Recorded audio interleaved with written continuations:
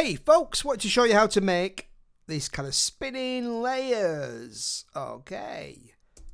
And basically how to set it up to make it easy. Okay, so I've got a box here, little square. Okay. And I've made it 3D by clicking on the cube. Okay, and I'm going to put in here a null object.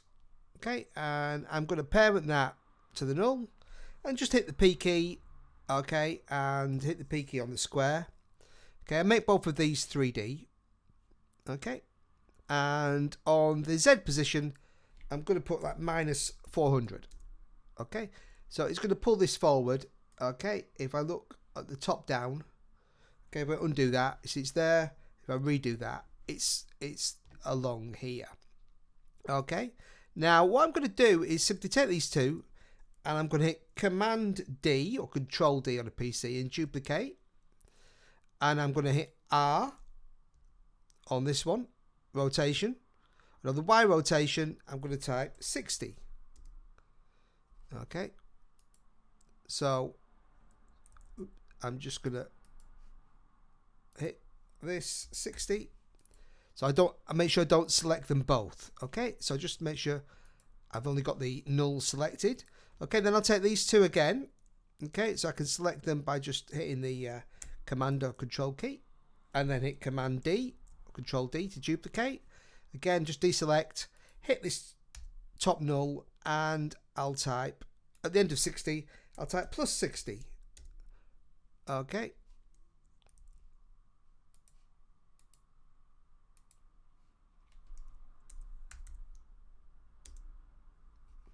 And then I'll select the two again and do the same thing. And on the top one, hit R. On the rotation, okay, I can type plus 60 at the end of the rotation. So it just adds 60 to each one. Doesn't have to be 60, it could be a different number, but this makes it nice and even. Select those two, Command D, select the null object, R, and then plus 60. Okay, and then select those two again.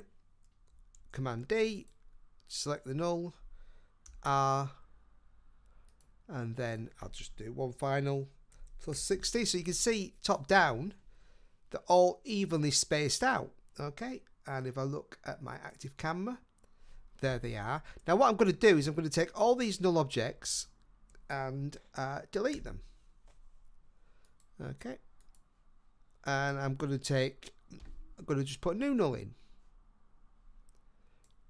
Okay, put that on top. Okay, I often like to rename the nulls like controller. Okay, I'll take all these squares and I will parent them. Use a little pick whip here. Drag it to the controller. Okay, so now we've just got one in the middle doing that, and make that 3D. And there you go, you've got that. And I can change the orientation, I can move it around.